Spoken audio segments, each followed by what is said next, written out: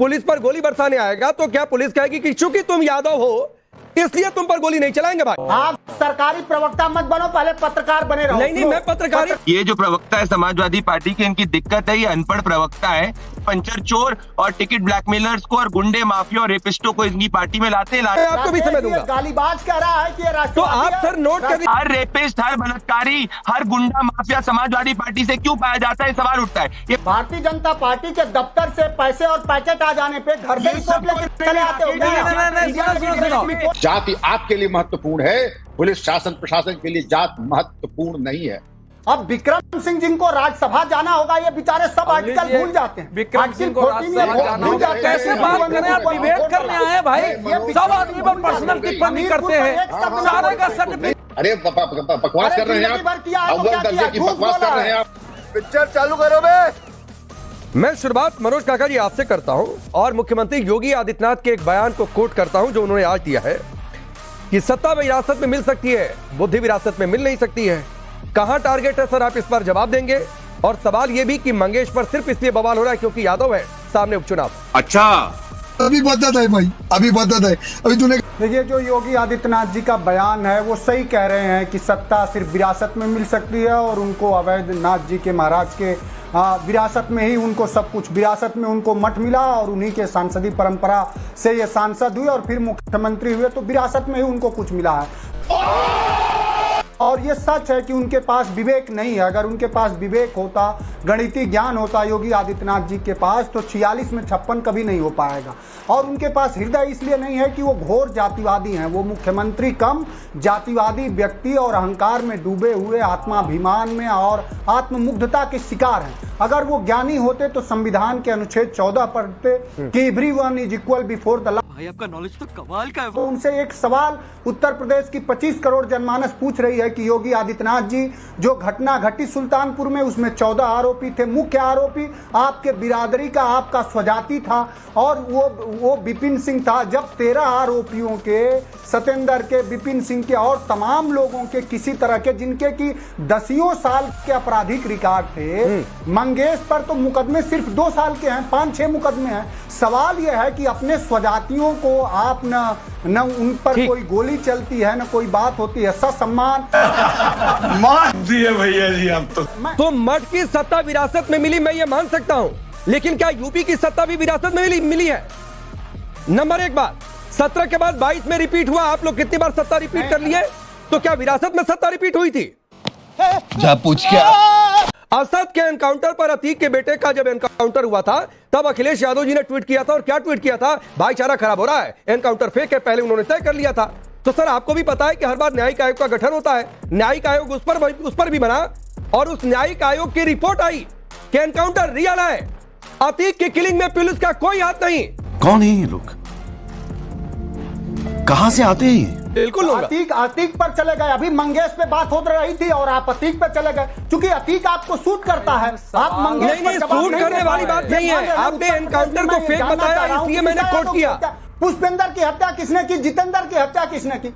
आप सरकारी प्रवक्ता मत बनो, पहले पत्रकार बने रहो। नहीं, मैं लूट लिया पत्रकारी बना हुआ हूं। मैं पत्रकार हूं या नहीं हूं मनोज काका जी, ये आप तय मत करिए, आप सर्टिफाई मत कीजिए। क्योंकि आपने एनकाउंटर को फेक बताया इसलिए मैंने पीछे का संदर्भ दिया और मैंने पहले ही कह दिया कि मालूम है कि मेरा सवाल लंबा हो रहा है। शाबाश बेटा, बहुत बढ़िया। जिसके पास एक झोपड़ी है उसका अपराध क्या है जानते हैं? कि वो सिर्फ यादव जाति का है, ये उसका अपराध है। और यही पूरे उत्तर प्रदेश में यादव होगा, मुसलमान होगा, प्रजापति होगा, कुमार होगा, पटेल होगा, उसका तुरंत इनकाउंटर होगा। ठीक है। और अगर मुख्यमंत्री का स्वजाति होगा तो उसे सारे जगह से एफआईआर लगा के जेल से बाहर निकाल के मुख्यमंत्री उसके साथ घूमते हैं।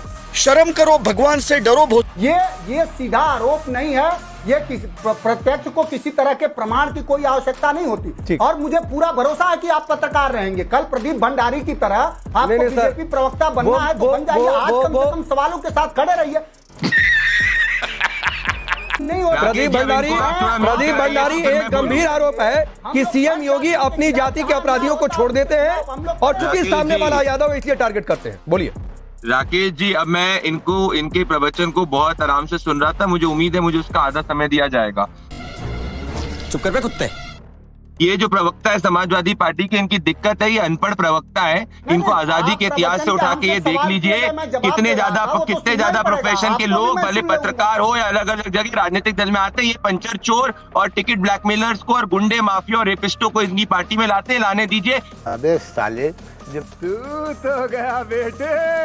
हम राष्ट्रवादियों की पार्टी है, अनपढ़ लोग हैं, इसमें नहीं आऊंगा। मुझे बताइए आज क्या हुआ है राकेश जी? आज वीरेंद्र बहादुर पाल, एक व्यक्ति वापस से एक रेपिस्टो को एक लेडी लॉयर को रेप करता है, एक लेडी लॉयर को रेप करता है, किसका व्यक्ति पाया जाता है? आप जा पाओगे कभी? देखिए राकेश जी, ये तरीका नहीं है, ये जो बोल रहे थे, मनोज काका जी सुनिए, सर मनोज काका जी प्लीज सर प्लीज ऐसे नहीं होता है। आप इतनी देर तक बोल रहे थे, प्रदीप भंडारी अपनी बारी का इंतजार कर रहे थे। एक बार उनकी शुरुआती बात हो जाने दीजिए, मैं आपको पूरा मौका दे दूंगा। होंगे आगे स्वाद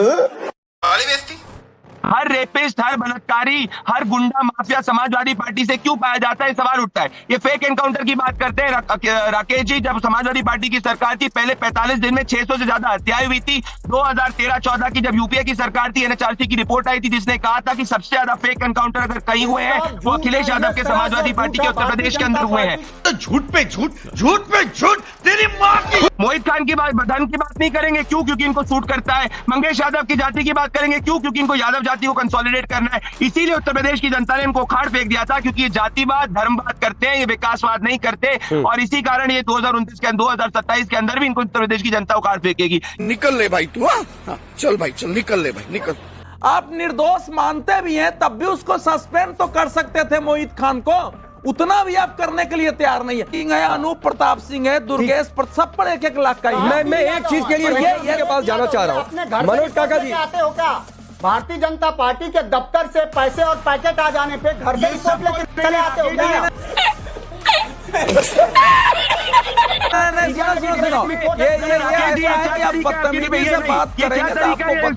जवाब मिलेगा।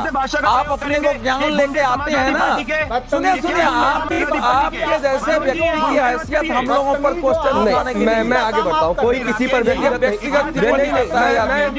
पिक्चर अभी बाकी है, मैं बोला है ना, पिक्चर अभी बाकी है। अब विक्रम जी सर आप बताइए कि पुलिस पर कोई गोली चलाएगा तो पुलिस पहले ये पूछे कि भाई तुम यादव तो नहीं हो? क्योंकि गोली चला देंगे तो कहा जाएगा कि यादव को ही मार दिया। तो ये पुलिस पूछती है क्या पहले, या पुलिस के पास इतना समय होता है कि भाग रहा कौन है भाई, गोली चलाया, जो मनोज काका जी कह रहे हैं? राकेश जी, मैं तो हतरत हूं इस प्रकार के कुतर्क सुन करके।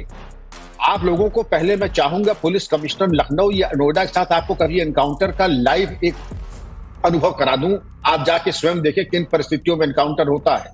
क्या कहना क्या चाह रहे हैं भाई आप? कानूनी परिवेश धारा 34 से लेकर 44, भारतीय न्याय संहिता ओल्ड आईपीसी धारा 96 से लेकर 104 कि आपके ऊपर अगर कोई आक्रमण होता है तो अपने किसी अन्य की जान माल की रक्षा के लिए आप वांछित बल प्रयोग कर सकते हैं, और कोई अपना दांव लगा करके चरित्र का, अपने कैरियर का कोई ऐसा काम नहीं करेगा। आप लोग आते हैं 4-5 साल के लिए, हम लोग आते हैं 36 साल के लिए।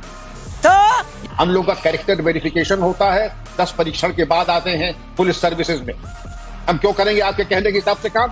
आप जातिवाद का झुंझुना लेकर के करिए, और जिस वक्त गोली चलती न गोली पे लिखा रहता है जात, न मारने वाले पे।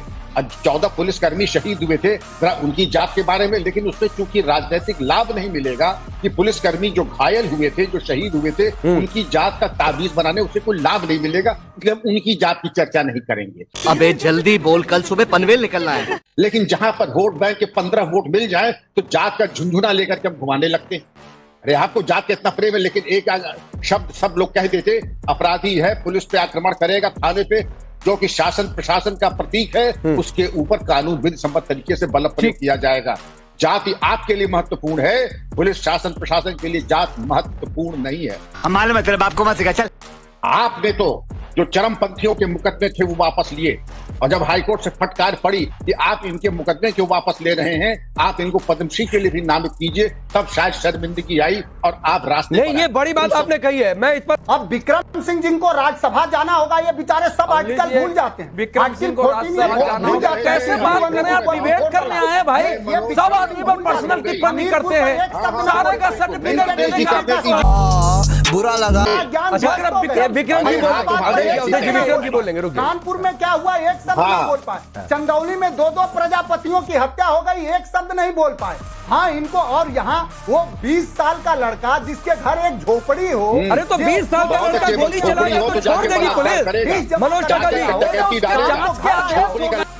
क्यों हिला डाला ना? प्रवक्ता महोदय मनोज काका राज्यसभा में आपके लिए नूर लगे होंगे। आप अपने व्यक्तिगत स्टैंडर्ड को अपने पास रखिए। आपकी ऐसी 2 कौड़ी की टिप्पणी आपको शोभा देती है, आपकी 2 कौड़ी की टिप्पणी आपको शोभा देती है, आपके लिए नूर लगे होंगे। मैं जिस पद से अवकाश प्राप्त किया है अपने घर रखना, आप रखिए अपने आप, ये आपकी विद्वता आपको शोभा देती है। आपकी 2 कौड़ी की टिप्पणी ऐसी है, उसको बत्ती बना के घर में लगाइए, रोशनी होगी। बिल्कुल बकवास। आप अपनी उप संस्कृति यहाँ लेकर के आए हैं। ये सब क्या देखना पड़ रहा है? अच्छा है मैं अंधा हूँ। और आप ऐसे लोगों को मैंने जिंदगी भर डील किया है। आप लोगों की ये लालच जो है आपको शोभा देती है। अरे बकवास कर रहे हैं आप, अव्वल दर्जे की बकवास कर रहे हैं आप। अरे बकवास कर रहे हैं आप, हमें आपसे किसी से प्राप्त नहीं कर रहा है। मैं नहीं बोल रहे हो। म्यूजिक न्याय के पक्ष में आप बोल रहे हैं। मैं आगे बढ़ रहा हूँ प्लीज। मनोज काका जी प्लीज, ये पर्सनल टिप्पणियां नहीं। आप कह रहे हैं कि आप कह रहे हैं इनको राज्यसभा में जाना है, जो आपके खिलाफ बोले आपको सब ठीक लगता है, आप किसी को पत्रकारिता का सर्टिफिकेट देने लगेंगे, तो फिर तो सर आप यही चाहते ना कि रियल एनकाउंटर भी यादवों के खिलाफ था। लगातार हो रहा है फेक। तो कैसे तय होगा सपा के हेडक्वार्टर से कि एनकाउंटर रियल है कि फेक है, या इस देश की अदालत से, या इस देश के न्यायिक आयोगों से? सर आपने खुद तय कर लिया, रोज हो रहा है, आपने खुद तय कर लिया कि एनकाउंटर फेक हो गया। आपने असद का भी तय कर लिया था मनोज काका जी, इसीलिए संदर्भ दे रहा था। आपने असद के भी एनकाउंटर को फेक बताया था, सही निकला। देखिए प्रदीप भंडारी। राकेश जी, आपके पैनल पे ये साबित हो गया है कि समाजवादी पार्टी के प्रवक्ता ने एक रिस्पेक्टेड पूर्व डीजीपी, एक रिस्पेक्टेड पत्रकार से किस तरीके की भाषा का प्रयोग किया। यही इनकी दंगाई और गुंडाई की मानसिकता है, जिसके कारण उत्तर प्रदेश की जनता ने उखाड़ फेंक दिया था।